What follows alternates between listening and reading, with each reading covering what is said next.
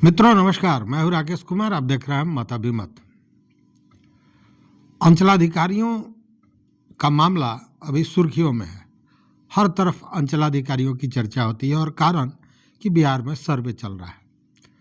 सर्वे में अंचलाधिकारियों के भ्रष्टाचार की कहानियां रोज सुनने को मिल रही हैं, लेकिन उसी में जब ये बात आ जाए कि अंचलाधिकारियों द्वारा यह स्पष्ट कर दिया जाए कि वो किसी भी वैसे काम का, वैसे सरकारी काम का वो विरोध करेंगे जिसमें उन्हें थाना परिसर में जाना होगा, तो ऐसे में जो राजस्व एवं भूमि सुधार एक दावा कर रही थी कि जनता दरबार लगाकर, और इसके लिए बाकायदा पुलिस विभाग को भी लिखा गया था राजस्व विभाग की तरफ से कि अंचलाधिकारियों के साथ मिलकर भूमि विवादों को जितना जल्दी हो निपटाया जाए, और इसको लेकर सभी थानों में जनता दरबार का लगाया जा रहा था।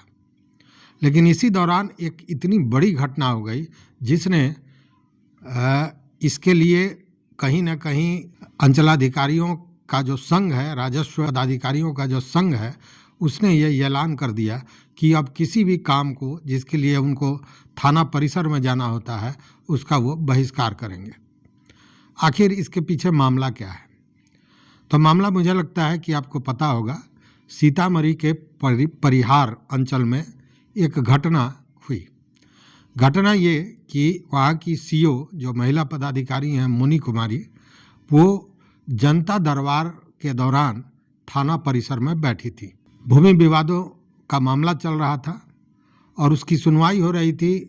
इसी दौरान थानाध्यक्ष ने शराब बंदी के मामले को उठाया और उससे बातचीत करते हुए उन्होंने वो शराब कितना का विनिष्टीकरण करना है इसकी चर्चा की। अब ये चर्चा जब चलाने लगे तो सीओ महोदया ने कहा कि मुझे एक और थाना पर जाना है, वहाँ जनता दरबार है, मैं वहाँ जा रही हूँ। यह कहना था सीओ मुनि कुमारी का कि थानाध्यक्ष की भवें तन गई और उन्होंने वैसा एक्ट किया जिसके बारे में कोई सोचा भी नहीं था।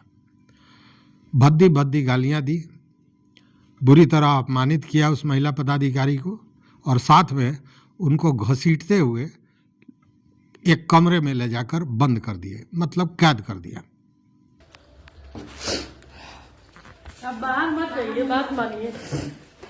आप गेट खोल रही हैं कि नहीं? किसके आदेश से आप हमको बंद की हुई हैं? आप वीडियो बनाइए, हम अपना ड्यूटी कर रहे हैं। आप ड्यूटी कर रही हैं? हाँ। किसके आदेश से हमको यहाँ बंद की हुई है?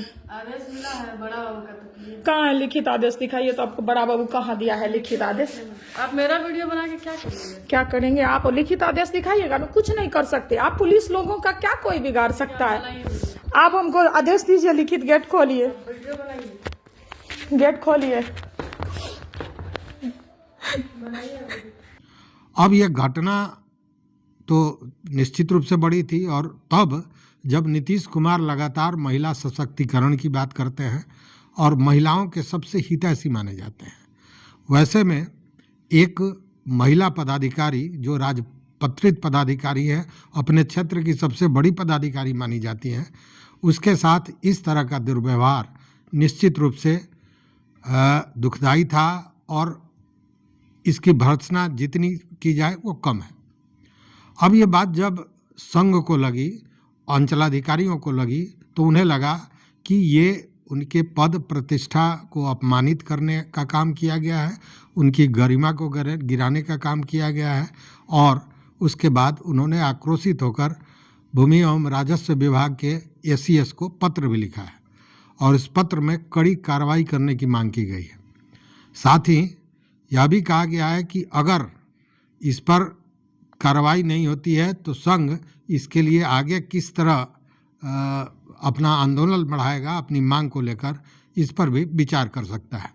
हालांकि अभी तो संघ ने स्पष्ट कर दिया है कि किसी भी वैसे काम का बहिष्कार करेगी, या कोई भी अंचलाधिकारी बहिष्कार करेंगे जहां उस काम के लिए उनको थाना परिसर में जाना पड़ता है। हालांकि उन्होंने कहा कि ज़मीनी विवाद जो है उसका निस्तारण होगा, उसका निपटारा होगा, लेकिन अंचल कार्यालय में ही होगा, इसके लिए वो थाना में नहीं जाएंगे। अब वैसे में 2-3 बातें निकल कर सामने आती है। एक तो ये कि अगर ये बहिष्कार चलता रहा तो जो थाने के साथ मिलकर अंचलाधिकारियों द्वारा जमीनी विवाद को निपटाने की व्यवस्था की गई थी, यह व्यवस्था पूरी तरह चरमरा जाएगी। चूँकि ये व्यवस्था थाने में इसलिए की गई थी कि भूमि विवाद में अक्सर हिंसक झड़पें होती रहती हैं और थाने में कम से कम एक भय होता है जिसके चलते दोनों पक्ष शांतिपूर्वक बैठकर बात करता है और चीज़ों को सुलझाता है और ज़मीन से जुड़ा हुआ जो तकनीकी विषय है उसके लिए अंचलाधिकारी को वहाँ बुलाया जाता है।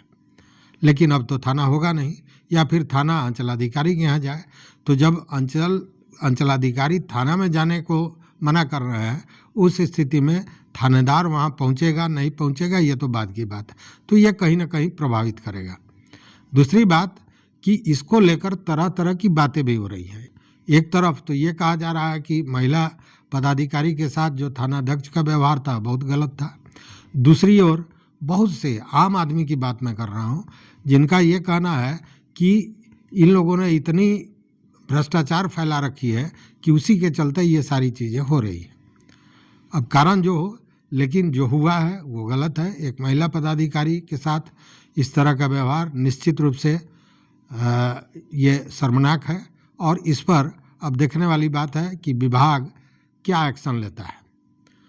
चूँकि विभाग क्या एक्शन लेता है इसी पर निर्भर करेगा नीतीश कुमार का ये जो सर्वे कार्यक्रम चल रहा है वो, और इसी पर निर्भर करेगा कि भूमि विवादों को कैसे निपटाया जा सकता है। आपका भी विचार हमें चाहिए, आप अपना मत दीजिए कि आखिर ये सब जो हो रहा है इसके पीछे क्या कारण है और ये जो महिला सीओ हैं मोनी कुमारी, उनके साथ जो ये घटना घटी क्या ये सही था? अपना विचार अपना मत जरूर दीजिएगा। देखते रहिए मत अभिमत। चैनल पर नए हो तो सब्सक्राइब कीजिए, लाइक कीजिए, दोस्तों के साथ शेयर कीजिए और अपना विचार जरूर दीजिए। बहुत बहुत धन्यवाद, बहुत बहुत धन्यवाद।